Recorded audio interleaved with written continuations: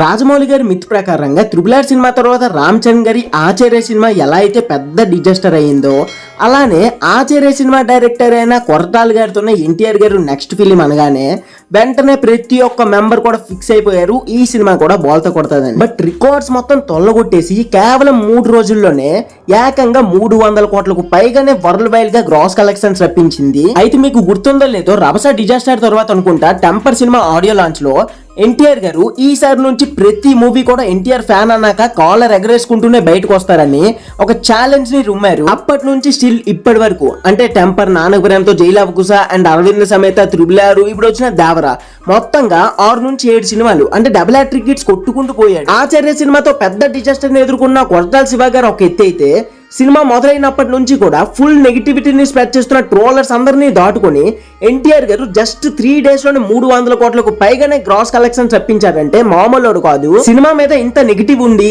కొరటాల శివ గారు అదర్ ఇండస్ట్రీలకి ఎవరికి తెలియకపోయినప్పటికీ సినిమా ఇంత పెద్ద బ్లాక్ బస్టర్ కొట్టిందంటే నెక్స్ట్ ప్రశాంత్ నీల్ గారితో కాంబో ఉంది కదా. ప్రశాంత్ నీల్ వచ్చేసి జస్ట్ కేజీఎఫ్ అండ్ సలార్తోనే ఏకంగా ఇండియాలోనే నంబర్ 2 డైరెక్టర్ గా పేరు తెచ్చుకున్నాడు.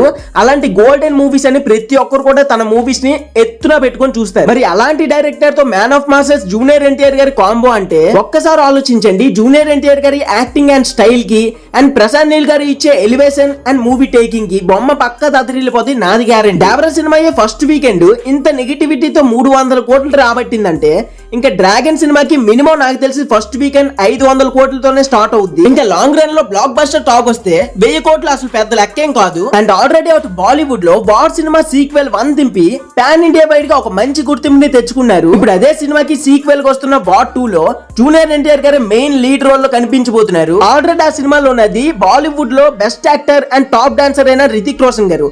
ఇప్పుడు మన టాలీవుడ్ లో best actor and top dancer అయిన జూనియర్ ఎన్టీఆర్ గారు వీళ్ళిద్దరు కలిపి ఒక డాన్స్ చేస్తే థియేటర్స్ బ్లాస్ట్ అయిపోతాయి. అండ్ అంతేకాదు వార్ సినిమా తీస్తున్నప్పుడు ఆ సినిమా మీద అండ్ ఆ యూనివర్స్ మీద అసలు ఎటువంటి హైప్ కూడా లేదు. ఇప్పటికి ఇంకా సినిమా స్టార్ట్ చేయలేదు కానీ అటు బాలీవుడ్ నుంచి ఇటు టాలీవుడ్ నుంచి బోత్ ఇద్దరు సైడ్ నుంచి కూడా పిచ్చ హైప్ ఉందని చెప్పాలి. అసలు ఎటువంటి హైప్ లేకుండా వచ్చిన వార్ కే 300 కోట్లు పైగానే వచ్చాయంటే ఇంకా ఎంతటి హైప్ ఉన్నా అండ్ ప్రెజెంట్ జూనియర్ ఎన్టీఆర్ గారు యాడ్ అయ్యాక సినిమాకి 1000 కోట్లు ఖచ్చితంగా వస్తాయి. సో ఇలా చూస్తే దేవరా ఏమో చెప్పలేము, 700 నుంచి 800 కోట్ల మధ్యలో ఆగిపోద్దేమో.